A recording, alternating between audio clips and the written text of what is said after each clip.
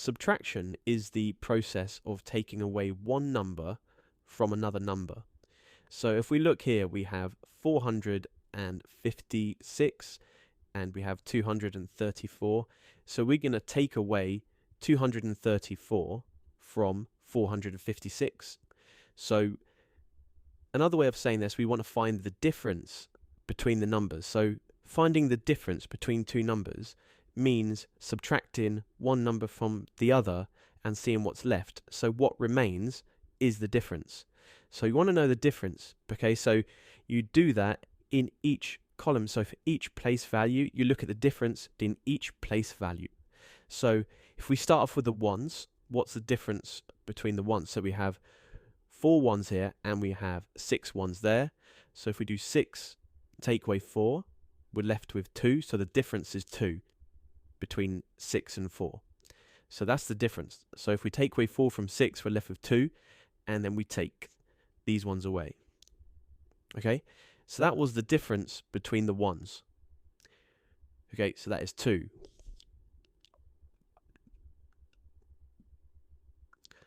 We now look at the difference between the tens.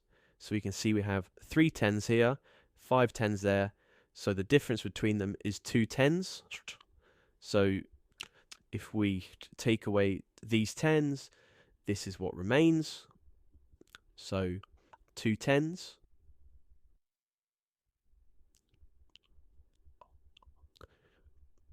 If we now look at the difference between the hundreds, so we have 4 hundreds here and 2 hundreds there. So the difference between those is going to be 2.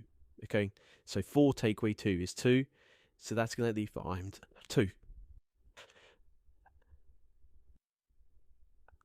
Okay, so the final answer is 222. So let's subtract the same two numbers again using the column method. This time we're not going to use the blocks, so we're just going to write it out. So we have 456 take away 234. So we're going to subtract these two numbers to find the difference. So there's our grid, and we're just going to label the place values. So here we have the ones in this column. In the other column we have the tens shown by the strips, and in this column we have the hundreds shown by the blue squares. So if we subtract the columns now vertically, so we do 6 ones take away 4 ones, which is 2 ones. For the tens we do 5 tens take away 3 tens, which will give us 2 tens. And for the hundreds we do 400 take away 200, which would give us 200. So the answer is 222. So it's worth noting as well that if you were subtracting the other way around, so if you were doing 234 take away 456, you would end up with negative 222. So it matters which way around you subtract. If you're taking away a smaller number from a bigger number, you will get a positive answer like we did here. If it's the other way around, so you're taking away a bigger number from a smaller one, you'll get the same answer, but you just put a negative. Okay, so if it was the other way around, you could form it in the same way, so you can write a grid and everything. Just remember to put a negative on the end if this was your original problem. So the order matters. Let's look at another subtraction problem. So we have two numbers here, so we're going to do 1,342 take away 157. So this 0 here is just telling us that we don't have any thousands for this number here, so we have no red cubes for this one. So let's start off by subtracting the columns. Okay, so remember, subtraction is just finding the difference between the numbers, so we want to find the difference between each place value in each column. So let's start off by doing the ones. So we do 2 ones take away 7 ones. So we can't do that here. So what we're going to have to do is we're going to have to borrow a 10 from the tens column. So when we borrow in this way, we don't actually change the overall size of the number, because as you can see, the 10 hasn't actually gone anywhere. It's still there. So the number hasn't actually changed. Okay, so we now have 3 tens here. So we have 3 tens there, and we now have 12 ones here. So you can see that 10 we carried across to make the 12, it's still there. It hasn't changed the overall size of the number. So as you can see, nothing's disappeared. So now we subtract the ones. So now that we have this number bigger than this one, we can actually get an answer. So if we do 12 ones, take away 7 ones, that is going to give us 5. Okay, so there's 5. Okay, so we're left with 5 ones. Now we do the same thing for the tens. So we subtract the tens. So we do 3, take away 5. So again, we can't do 3 take away 5 because the top number is smaller. So we're going to have to borrow from the hundreds. So if we put that 100 there, so again, the number hasn't changed because all we've done is just move that 100 to here. It hasn't disappeared. We've just moved it along so that we can subtract in the tens column. So we've lost 100 here. So that becomes 2. And we've gained 100 in this column. So now we have 13 tens. Okay, so we have 3 tens here, and we have 10 tens in here. So that's 13. Okay, so we have 13 tens there.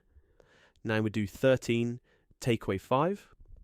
Okay, that is going to give us 8 tens. So we have 1, 2, 3, 4, 5, 6, 7, 8. So we have 8 tens. So we can take away that 100, and we have 8 tens. So now we take away the hundreds. So you can see the top number's bigger, so we can actually just do that. So 2 take away 1 is going to leave us with 100. So that's 100. We now do the thousands column. So 1,000 take away no thousands is just 1,000. Okay. So the answer is going to be 1,185. Let's use a column method this time to work out the same problem. So we're going to do 1,342 take away 157. So where you see a gap, put in a 0 just like we did in the previous video. So draw your grid, and then we're going to label the place values. So remember, it matters which way round you're subtracting. So because we're taking away a smaller number from a bigger number, our answer is going to come out to be positive. If we were taking away this number away from that one, it would come out negative. So imagine if you've got £157 in your account and you took away £1,342, you'd end up with minus. Okay, you'd end up in the minuses. If you've got more money and you take away less, you're going to still be in the positive. So it matters which way around you do it. But whichever way around it is, you can still write it the same way. Just remember, if you've taken away a bigger number from a smaller one, it's going to come out to be negative. So let's label the place values. So here we have the ones, shown by the small blocks. Here we have the tens, shown by the strips. And here we had the hundreds, shown by the blue squares. And here we have the thousands, shown by the cube. So now we're going to subtract vertically. So we got 2 ones, take away 7 ones.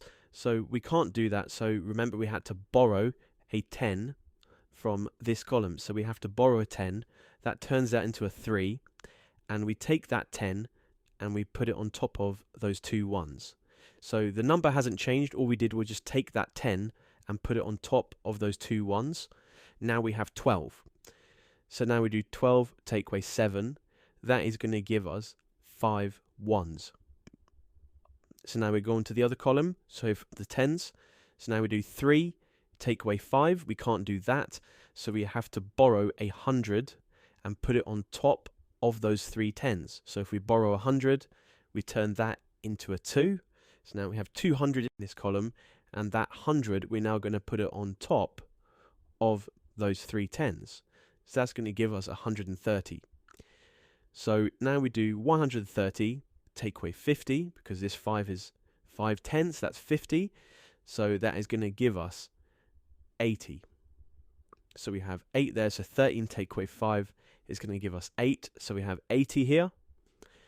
Now we get to the hundreds column. So now we do 200, take away 100, that is just 100. We go on to the thousands column, we have 1,000 and 0,000. So do 1, take away nothing, that is just going to give us 1.